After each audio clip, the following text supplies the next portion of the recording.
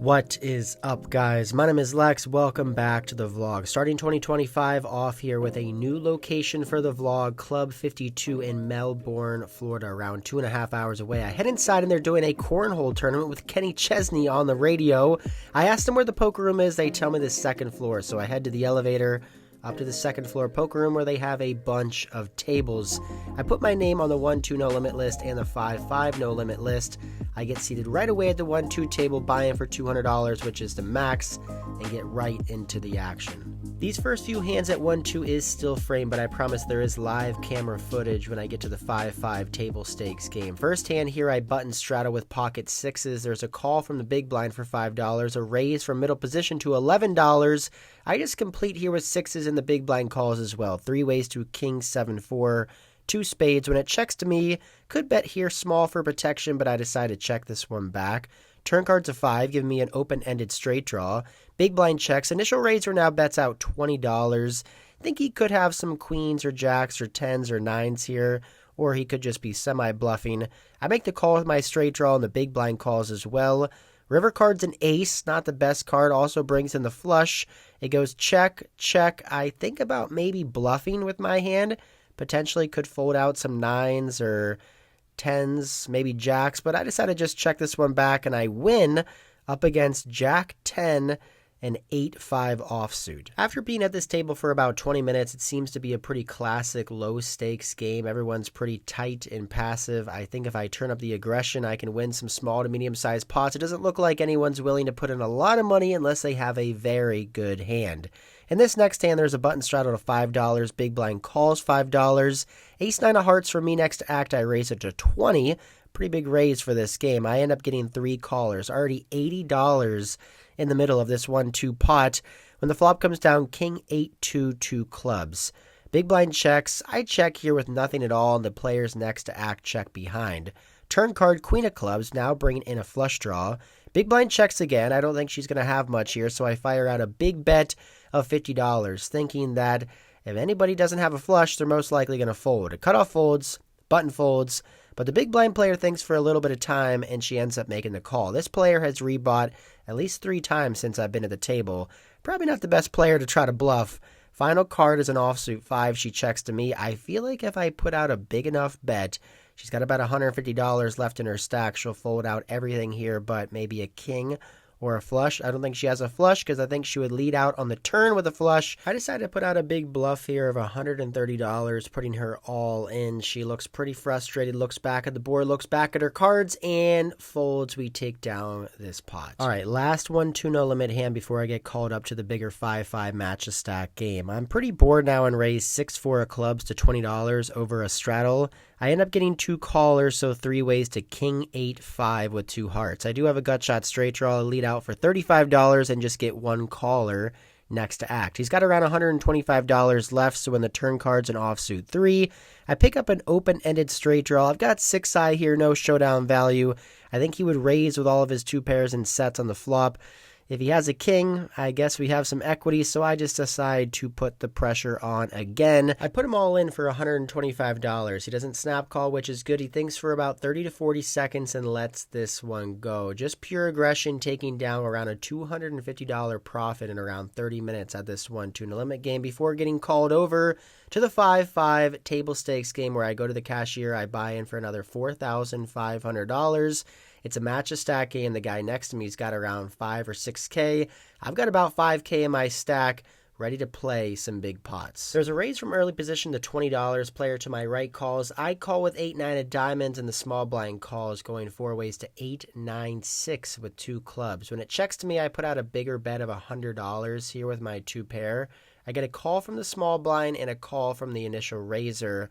Player to my right folds. 3 ways now to another 8 on the turn, giving me a full house. I would normally not slow play, but I think sometimes you should slow play, allowing your opponents to catch up with some hands that they may not call with on the turn. So with a full house, when it checks to me, I decide to get tricky and trappy and check this one back. River card's a queen. This brings in Jack 10, could bring in Queen Jack, or even a hand like Ace Queen that called on the flop. So when it checks to me again, I decide to go bigger here, $350. Small blind folds, initial raiser folds. We take down our first pot here at the 5-5 game. About an hour after that hand, I pick up a beauty under the gun, pocket queens. I raised to $25, 5x here. I'm pretty deep stack, probably could even go $30 or $35. These players seem to like to call pre-flop. I do end up getting 4 callers, so 5 ways to jack 7-3 2 diamonds. When the big blind checks, I decide to check this flop out of position. It checks to the button, who puts out a $25 bet into a $125 pot. He's got around $1,000 left. And when the big blind folds, I'm going to check raise right away, trying to get value from straight draws, flush draws, jack X holdings to make it $125. Back over to the button, who snap raises me to $350. And now I'm in a pretty interesting spot. I'm getting bet re-raised on the flop with pocket queens by a player who doesn't seem like he's getting too out of line since I've been at the table. This is a super sick spot. My opponent is showing a ton of strength. I raised, he re-raised me. How could pocket queens ever be good here? But then once I start thinking about the hand, I think to myself, I'm not really losing too many hands on this board. I don't think he's calling pre-flop with any 2-pair holdings, jack 7, 7-3, jack 3 for $25. I also don't think he's going to have a set of jacks because I think that hand would re-raise my $25 raise pre-flop. So if he doesn't have jacks, if he doesn't have many 2 pairs or any 2 pairs, I'm really only losing to pocket 7s and pocket 3s. It's possible he could think that I'm trying to make a move, so maybe he's just doing this with a jack X holding. He could have a combo draw, the nut flush draw. All in all, I don't think I'm getting away from this one. I don't think he ever has a bigger overpair than me, so I re-raised to $1,000, putting him all in a pretty big pot starting off here. Great. Oh, love it. You want to run twice? Whatever you want. Yeah, but he's never done You have a set? I have I got a flush draw and a straight draw. I'd say some pretty good news when my opponent calls and says he has a straight draw and flush draw. First board runs out king and king, no diamond. We're going to win that one. But the second board, a diamond comes out. My opponent hits a flush with 5, 6 of diamonds. I usually only run it once at these 5-5 or 5-10 games, but I was trying to be friendly and decided to run out this board 2 times. Wish I wouldn't have. However, it could have easily went the other way. We could have run it once. He could have had the flush, and I could have lost a 2K pot. This time, we're going to chop this one up with pocket queens. Next up, I straddle the button to $10. Big blind calls $10. Middle position player raises to 50. I call with 8, 9 of spades, and the big blind calls. 3 ways to an ace-high board, giving me a spade flush draw. Initial raiser puts out a $100 bet. I have a very standard call here. Raising seems like an overplay considering that this board will heavily favor the initial raiser's range. Big blind folds, so now we're heads up to an offsuit 6 on the turn.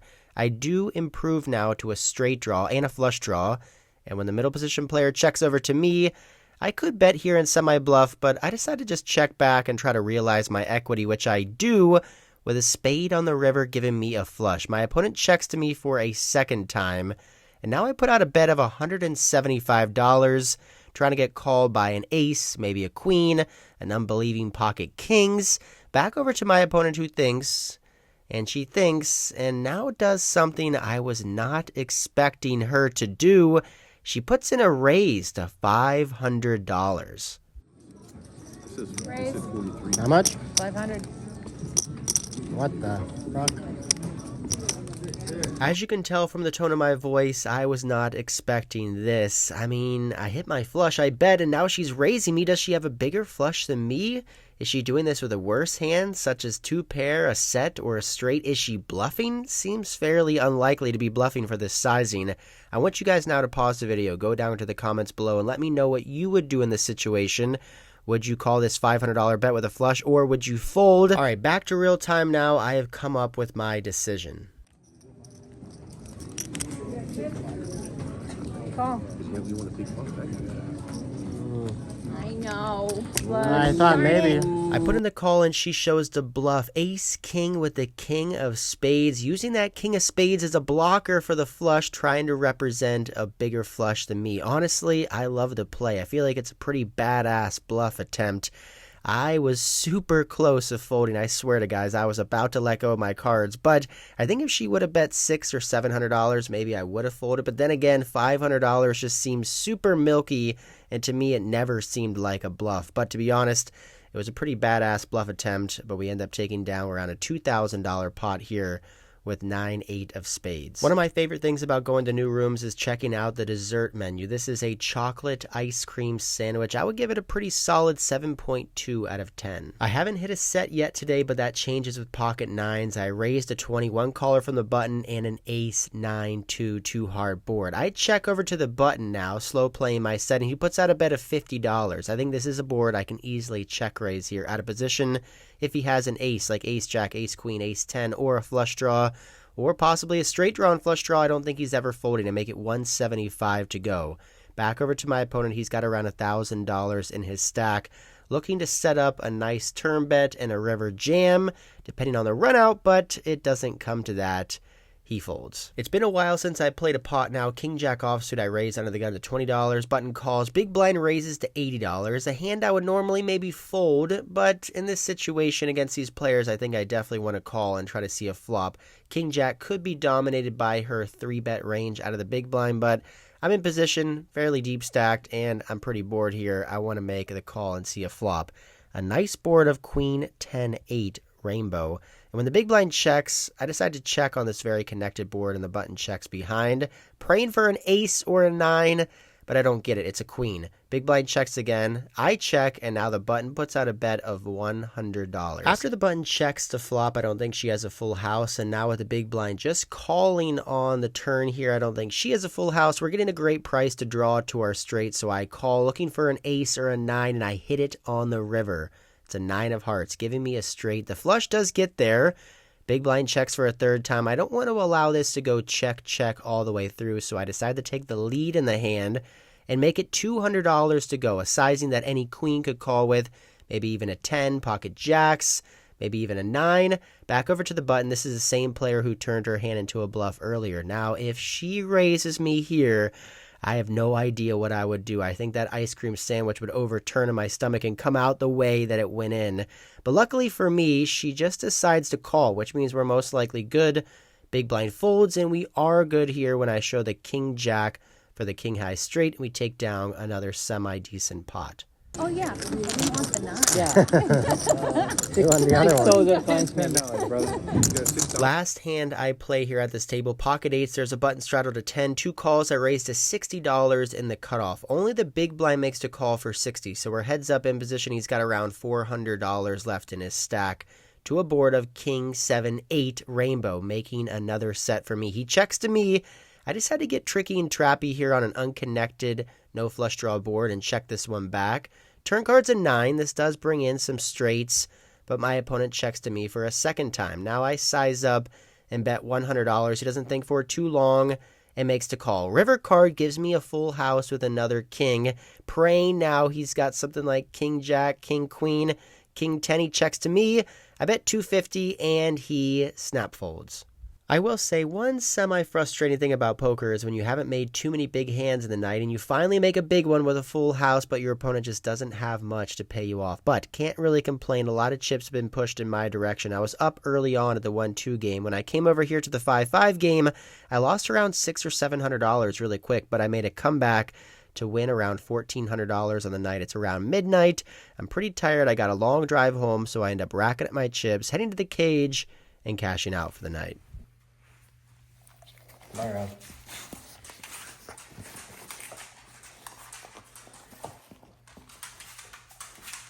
Come on. Hey, say hi. Say hi.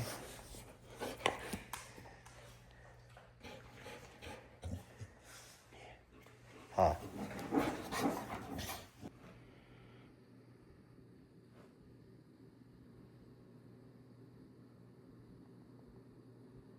All right, guys, that is it for this one. It's around 2:30 a.m. It's been a long day for me. I left here around 4 p.m. in Fort Lauderdale, drove up to Melbourne, Florida, about 2.5 hours away, someplace I had never been before, and went to a poker room that I had never been to before as well, Club 52, Kennel Club, or, racing, greyhound, dog, track, whatever you want to call it, poker room.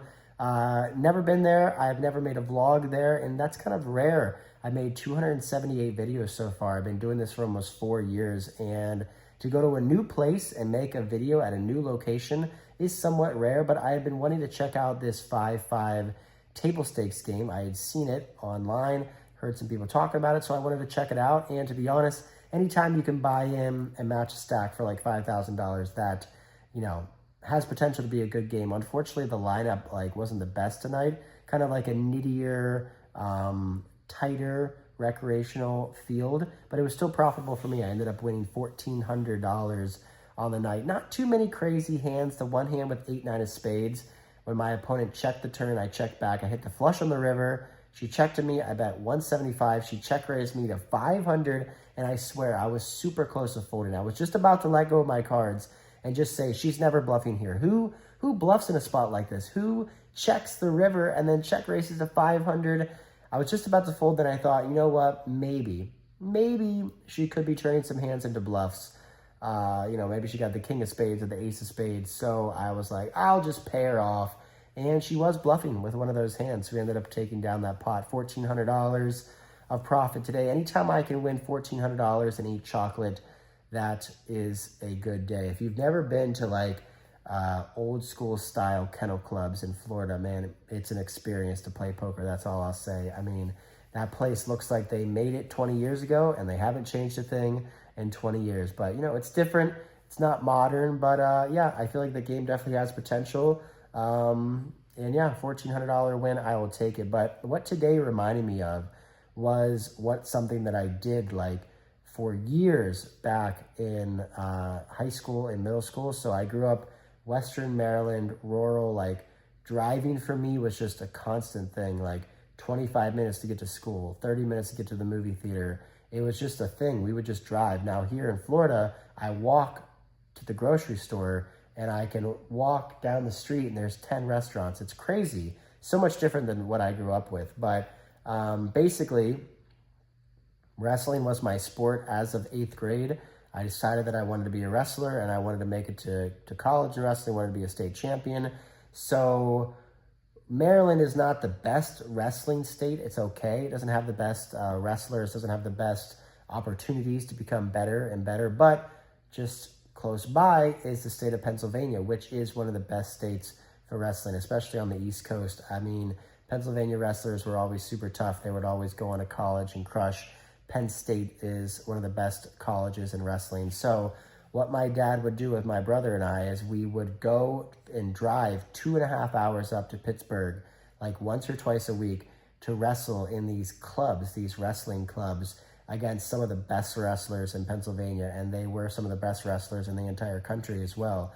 So today kind of reminded me of back in those days, in middle school and in high school, where on a random Wednesday night, my dad would pick us up at school at 4:30 or 4 o'clock. We'd drive 2 hours up to Pittsburgh, go through a crazy, grueling wrestling practice for 2 hours, get crushed, get your head knocked in. I'm wrestling state champions in Pennsylvania that are a weight class above me, just getting killed.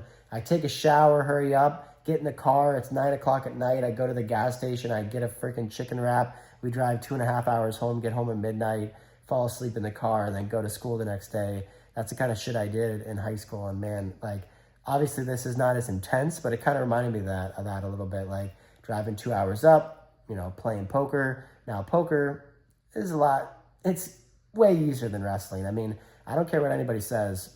Wrestling's the toughest thing you'll ever do. I've had some insane experiences. The most insane experience for me in high school, in college, I mean, we were I was wrestling at Virginia Tech in Rector Fieldhouse in the middle of the summer, July, in Virginia. It's 96 degrees outside. Inside the Fieldhouse, it's probably 100. And I'm just getting crushed by this junior starter. And he's just got my head in the mat. And my shirt gets caught in my mouth and it's all sweaty. And this dude's crushing me. And I thought, I'm going to die on this mat. I can't breathe. It's too hot. I mean, so poker is much easier than wrestling, that is for sure. But kind of gave me those same vibes a little bit, driving up there, playing a game, going to wrestling practice and driving back. Obviously much easier now. But yeah, anyway, interesting day, $1,400 win. I do feel like, I haven't put out too many vlogs yet this year.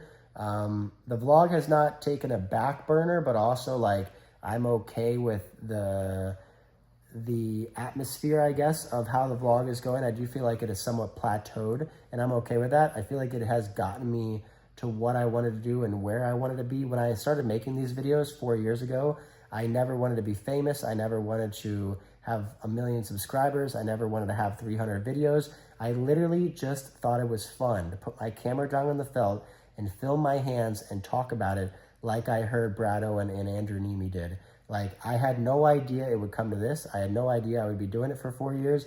I had no idea I would travel the country playing poker, making videos. I had no idea I'd have 63,000 subscribers. So like all of this is like gravy, but you know, I do feel like I have somewhat plateaued on the vlog, and I am okay with that. I want to showcase, you know, the things that are happening throughout my career and life in poker. So when I first started, I had just been taking shots at 510. So you guys watched me like start out trying to play 510 4 years ago. And in 2021, 2022, I was traveling around the country, going to Texas, living there, going in LA and living in Las Vegas, living out of hotels.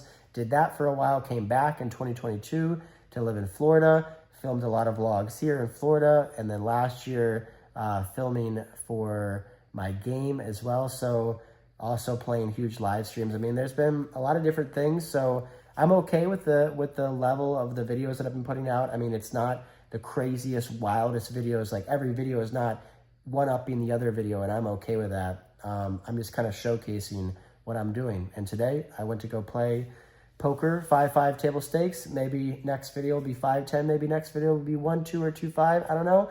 I'm going to take you guys along with the ride. Thanks for being there. I really appreciate it. It's almost been 4 years, 270 plus videos.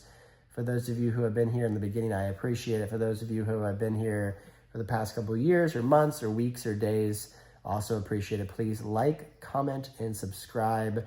Got to take these dogs out, got to take a shower, and I got to get to sleep. Edit this video, put it out for you guys. Until next time, I'll see you.